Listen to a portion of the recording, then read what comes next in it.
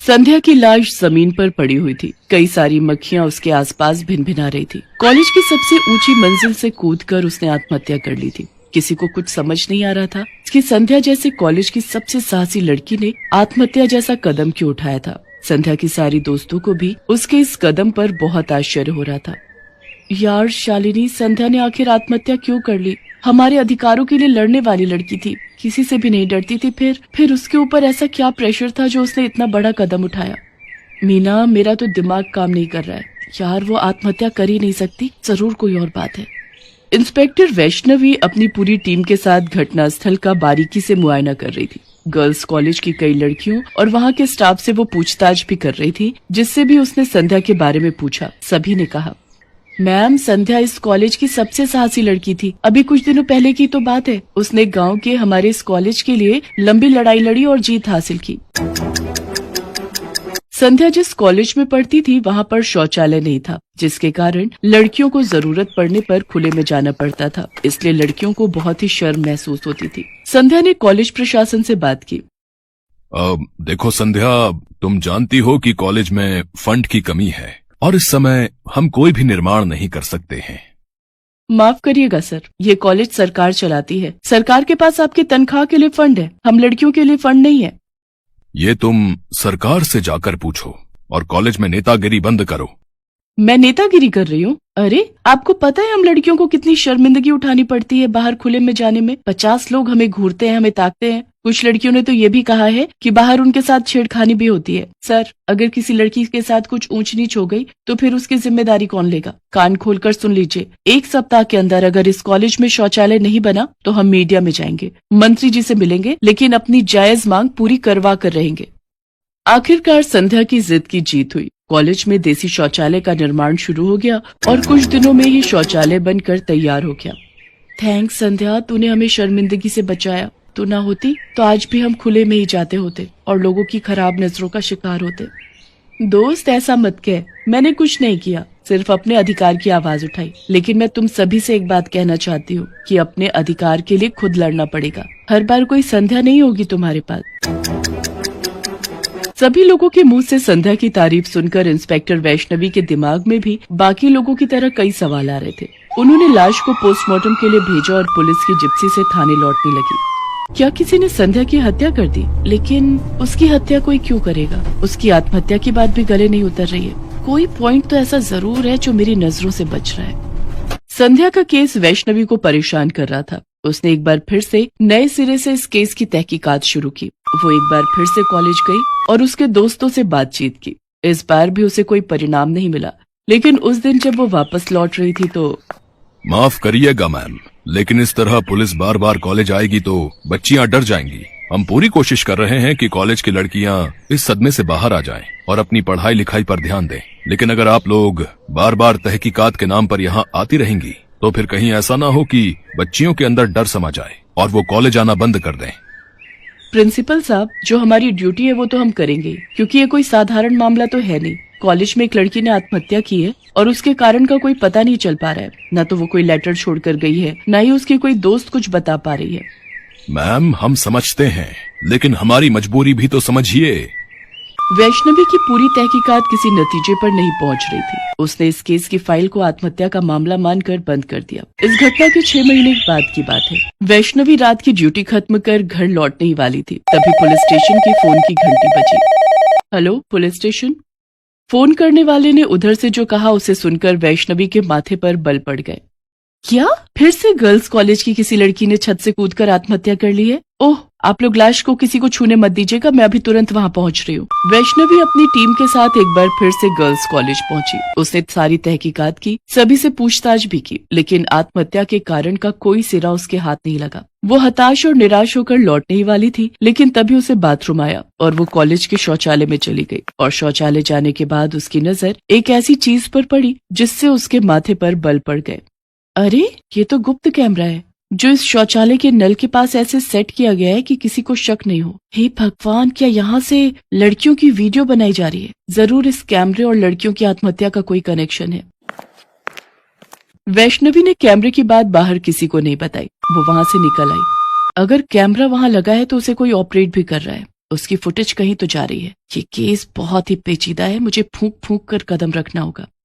उसी रात वो अपने 2 साथियों के साथ सिविल ड्रेस में कॉलेज में पहुंची। वो एक बार फिर अपने साथियों के साथ कॉलेज के शौचालय में गई और मधु, तुम जरा चेक करो तो इस कैमरे की सेटिंग किस तरफ और कहां से की गई है, इसके वायर कहां जा रहे हैं, कैमरे के वीडियो को आखिर देख कौन रहा है।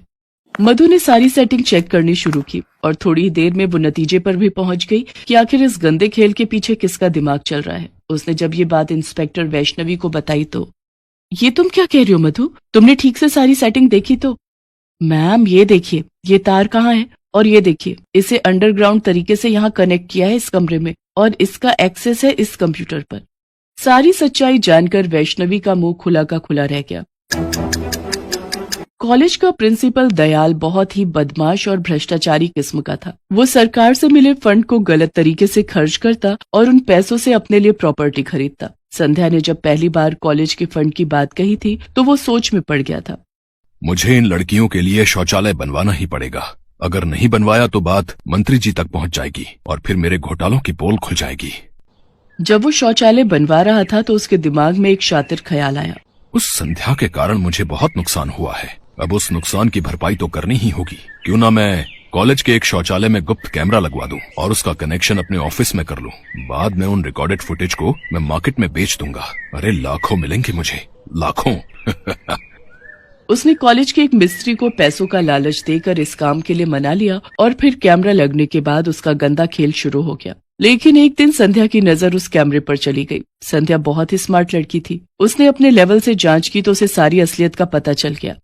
मुझे तो आपको सर कहने में भी शर्म आ रही है। अरे आपने लड़कियों के शौचालय में कैमरा लगवाया है? अरे आप तो बहुत ही बदमाश किस्म के आदमी निकले। मैं पुलिस को सारी बातें बता दूंगी और आपका काला चेहरा बेनकाब कर दूंगी।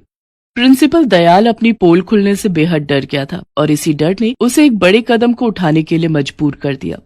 संध्या, तुम्हें लगता है कि मैं दोषी हूं तो मुझे सजा जरूर मिलनी चाहिए, लेकिन मैं तुम्हें एक बात जरूर कहना चाहता हूं कि इन सब चीजों से मेरा कोई लेना देना नहीं है। कोई ना कोई है जो मुझे फंसाना चाह रहा है। तुम मुझे कल तक की मोहलत दो, मैं सारा दूध का दूध और पानी का पानी कर दूंगा, और ना कर सका तो तुम मुझे पुलिस के हवाले कर देना। प्रिंसिपल ने अपनी बातों से संध्या को कन्विंस कर लिया। अगले दिन की बात है, उसने संध्या को कॉलेज के मिस्त्री के माध्यम से चुपके से कॉलेज की छत पर बुलवाया। संध्या, मुझे सारी सच्चाई का पता लग गया है और इसके पीछे किसका हाथ है आज उसका चेहरा सबके सामने बेनकाब करूंगा। लेकिन उसके पहले मैं उस बदमाश का चेहरा तुम्हें दिखाना चाहता हूँ जिसने ये सारी साजिश रची। सर, कौन है वो? संध्या, वो कोई और नहीं, मैं ही हूँ। मैंने ही किया है ये सब। तुमने सही कहा था, मैं बहुत ही बदमाश किस्म का आदमी हूँ और अब ये बदमाश एक और बदमाशी करने वाला है। प्रिंसिपल ने संध्या को छत से धक्का दे दिया। संध्या की मौत हो गई और उसकी मौत को आत्महत्या का रंग दे दिया गया। प्रिंसिपल का गंदा खेल चलता रहा क्योंकि उसने कैमरे को इतनी सफाई से सेट करवाया था कि किसी को कोई शक ही नहीं होता था। लेकिन एक दिन रीमा नाम की लड़की को भी उस गुप्त कैमरे के बारे में पता चल गया और वो सीधा प्रिंसिपल दयाल के पास जा पहुंची। सर, मुझे आपसे बहुत ही जरूरी बात बतानी है। किसी ने लड़कियों के एक टॉयलेट में कैमरा फिट किया है। ये तुम क्या कह रही हो? टॉयलेट में कैमरा? रीमा को जरा भी पता नहीं था कि वो जिस प्रिंसिपल को ये बात बताने गई है वही इसका मास्टरमाइंड है। रीमा, तुमने ये बात किसी को बताई तो नहीं है ना?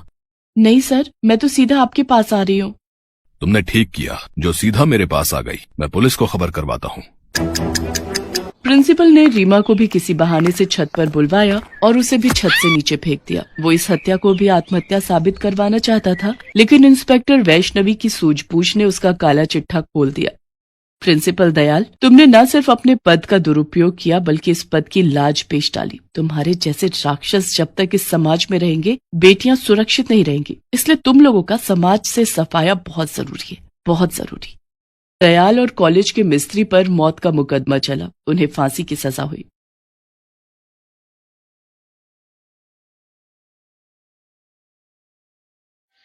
सुबह के 5 ही बजे थे कि अचानक मेघा की दीदी ने कमरे का दरवाजा खटखटाया।